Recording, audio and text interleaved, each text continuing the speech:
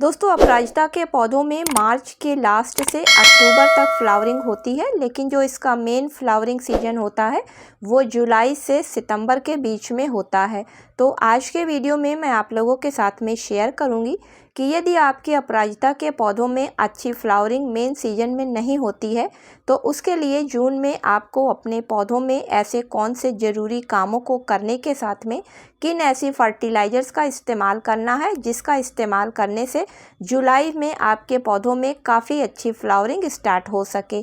तो चलिए आगे वीडियो में देखते हैं। नमस्कार दोस्तों, आप सभी का अपने ही चैनल पर एक बार फिर से स्वागत है। तो चलिए दोस्तों वीडियो को स्टार्ट करते हैं।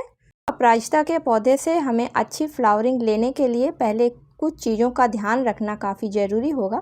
तो पहली चीज़ है धूप की ज़रूरत। तो अपराजिता के पौधे को आप कम से कम 6 से 7 घंटे की इस समय की बराबर की धूप दिखाएं, क्योंकि इससे कम की धूप पे अपराजिता का पौधा एक धूप वाला पौधा होने की वजह से फ्लावरिंग कम करता है या उसमें सिर्फ पत्तियां ही पत्तियां आती रहती हैं।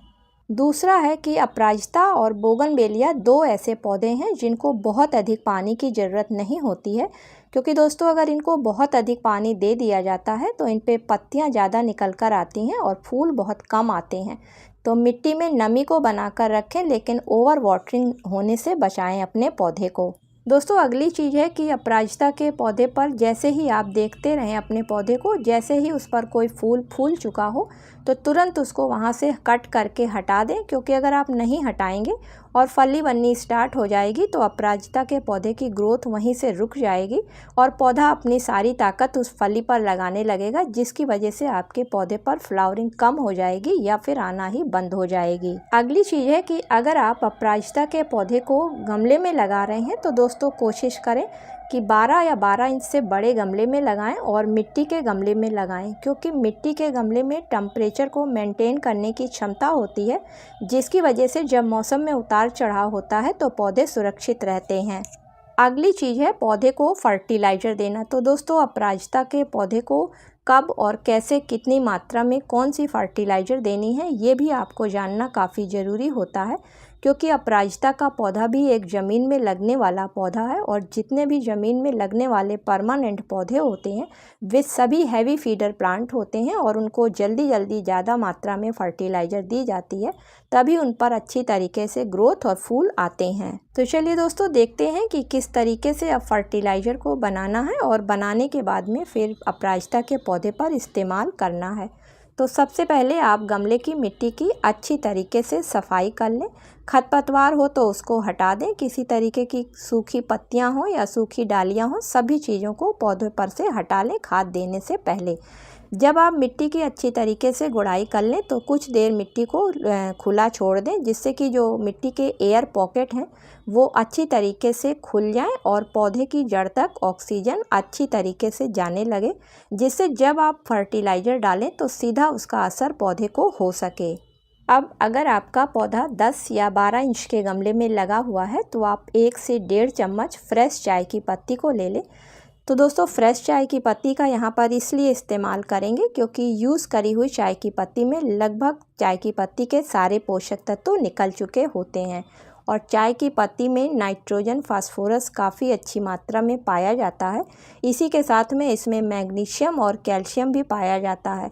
साथ ही साथ पौधे को मजबूत करने के लिए इसमें टेनिन नामक एक एसिड भी पाया जाता है, जो कि पौधे को हर तरीके की बीमारियों से लड़ने से बचाता है। अब आप 1 लीटर साफ़ पानी ले लें और उसमें लगभग 1 से 1.5 चम्मच फ्रेश चाय की पत्ती को डालकर 5 से 6 घंटे के लिए धूप में या फिर कहीं हवादार जगह पे रख दें।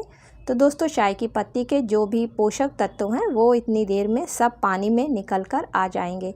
अब आपको पानी को छानना नहीं है, बल्कि आपको इसमें एक चीज़ और डालना है। अगली फर्टिलाइज़र आपको डीएपी को लेना है और डीएपी जिसको कि डाई अमोनियम फास्फेट के नाम से जानते हैं। दोस्तों इसमें 18% नाइट्रोजन होती है और 46% इसमें फास्फोरस पाया जाता है। कभी कभी पौधे का रूट सिस्टम मजबूत नहीं होता है, जिसकी वजह से पौधे पर फ्लावरिंग नहीं हो पाती है।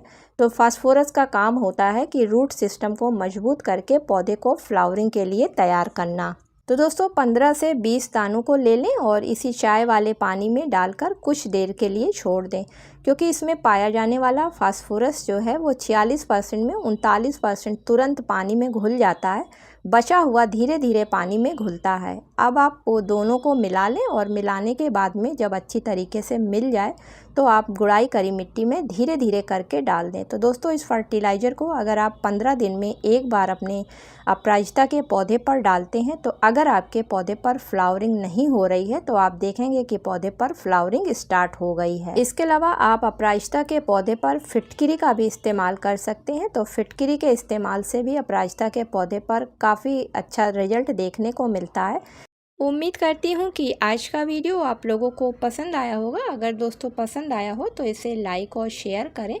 मिलती हूँ किसी अगले वीडियो में किसी नई जानकारी के साथ में। तब तक के लिए दोस्तों हैप्पी गार्डनिंग।